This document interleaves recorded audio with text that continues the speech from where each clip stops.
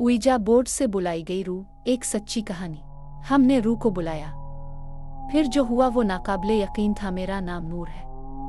ये कहानी मेरी दोस्त वानिया की है, जिसे शुरू से ही खौफनाक चीज़ों और हॉरर कहानियों में बहुत दिलचस्पी थी। ये बात 2023 की है, जब हमारी विंटर वेकेशंस चल रही थी। एक दिन वानिया ने मुझे फ़ोन किया और कहा कि एक नई किताबों की दुकान खुली है, वहाँ से कुछ किताबें ले लेते हैं। मैंने कहा ठीक है। मैं अपनी एक और दोस्त के साथ इस किताबों की दुकान पर गई। वो दुकान बहुत बड़ी थी, वहाँ हर किस्म की किताबें मौजूद थीं। मैंने अपनी किताबें मुंतखब कर लें और वानिया को आवाज़ दी, लेकिन वो किसी और चीज़ में मसरूफ़ थी। जब मैंने गौर से देखा तो उसके हाथ में उइजा बोर्ड था। मैंने ये चीज़ सिर्फ फिल्मों में देखी थी, जहाँ दिखाया जाता है कि इसके ज़रिए रूहों को बुलाया जा सकता है। मैंने वानिया से कहा कि किताबें ले लो, उन चीज़ों को छोड़ दो, लेकिन इसने कहा ले लेते हैं, बस एक गेम ही तो है। आखिरकार वो उइजा बोर्ड खरीद कर अपने घर चली गई और मैं भी अपने घर वापस आ गई। इसी रात वानिया का फ़ोन आया।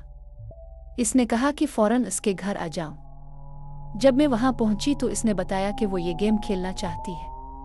मुझे उन चीज़ों पर सिर्फ किताबों और फिल्मों की हद तक यकीन था, मगर फिर भी दिल घबरा रहा था।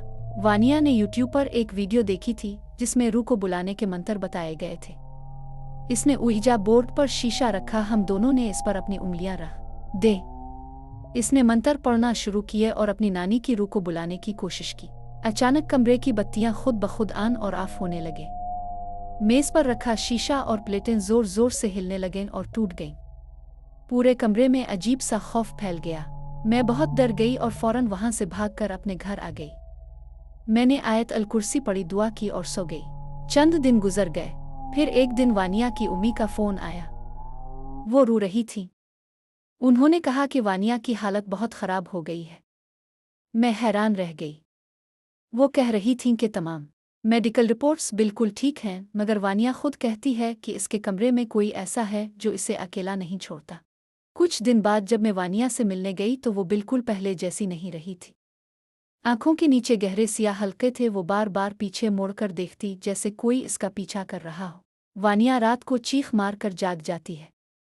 वो कहती है कि ख्वाब में एक बूढ़ी औरत इसके पास खड़ी होती है। इसके बाल बिखरे हुए होते हैं, आंखें बिल्कुल खाली और बेजान, और वो धीमी आवाज़ में कहती है, तुमने मुझे बुलाया था, अब मैं वापस नहीं जाऊंगी। वानिया का कमरा हर वक्त ठंडा रहता था, चाहे हीटर कितना ही चल रहा हो। रात के वक्त उसके कमरे से शीशे के खनकने की आवाज़ें आती, हालांकि वहाँ कोई चीज़ होती ही नहीं थी।